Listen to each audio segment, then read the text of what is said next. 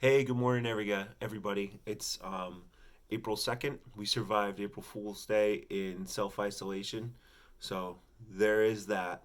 Um, we talked about yesterday the vocabulary words economy, civilization, resource, religion, social class, um, all these things. We're going to focus more on economy right now. So, economy, of course, is how we distribute goods and services.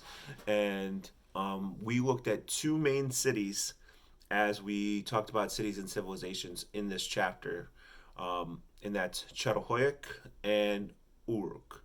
And Uruk is the city where Gilgamesh was king, and it's the first city in the world, which makes it pretty special.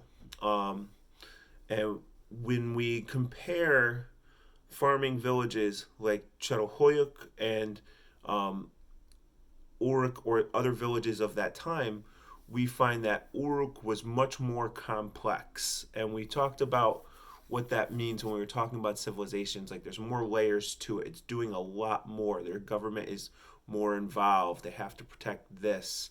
Um, their economy is more complex too. So things that they do um, is there's more to it. So like when we think about our own lives growing up, when you're little, your life is not so complex, right? When you're just a baby learning to walk is your main focus, right? You don't have to worry about other things. Your mom and dad make sure that you're getting food. All you have to do is cry and you get food. You don't have to worry about making the food. You don't have to worry about what clothes you're going to wear. Your parents will dress you even when you're very little. Then as you get older, you have more important decisions. Sixth grade life, you know, especially with our dress down days at school and things like that, or if you, now that we're in quarantine, picking out something to wear to like show off when you're in the Zoom conference, right? Something like that. These decisions are more complex than what you were used to. You have to do more work. Some when you were writing in third or second grade, you were just working on complete sentences. Now teachers expect you to use racers, or races in their class when they're answering with a written response. You have to do more. It's more complex. So when we look at Uruk's society and we talk about how it's more complex, they're doing more. So Çatalhöyük's economy, they were based mainly on farming. They had seeds, they had fertile soil, they had water, and they used those things to create food, create a surplus so that they could feed everyone. But the truth was is that they were a very small village, so their surplus was rather small, and so that they had some specialization.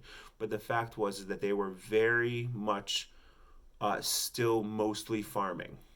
Some people were farming fruits and vegetables, and some people were farming animals, but really everyone was farming. And there might have been like a religious person whose only job was to make sure that religious rights were taken care of, but mostly everyone was still working for food, not too different from hunter gatherers, except they always had enough. And they were able to have a permanent home and a new lifestyle. In Uruk, though, you had farming at a much higher level, and they were able to create surpluses so that they could feed many people. And these many people now had nothing to do with farming and continued job specialization. It would make things, and they would take their things, their chapstick, their highlighters, and their moisturizers, and they would go and sell them. And people wanted these things, so because they'd never seen these things before. So their workers, their craft people, put another layer on there, and it made them more complex. So when we talk about economies in this section, we're going to reread pages 90 to 97 because that's what good readers do. We reread the work so that we can understand it. We have our quiz tomorrow.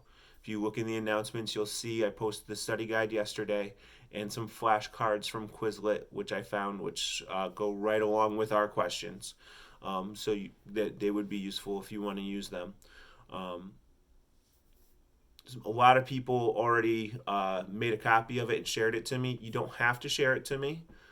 If you want to, sure. But a lot of people already did that and are going through and practicing getting ready for the quiz. Obviously, it's open book, it's open study guide.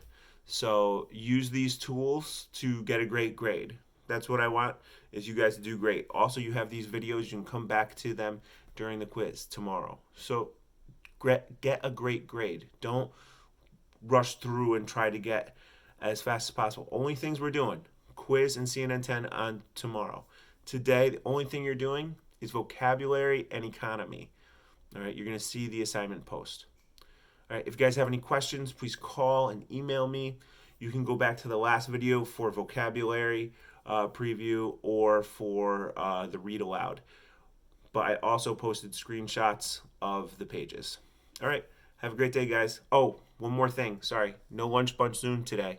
I have a meeting over Zoom with all the teachers at Mr. Ravage. So I will talk to you guys later. Bye.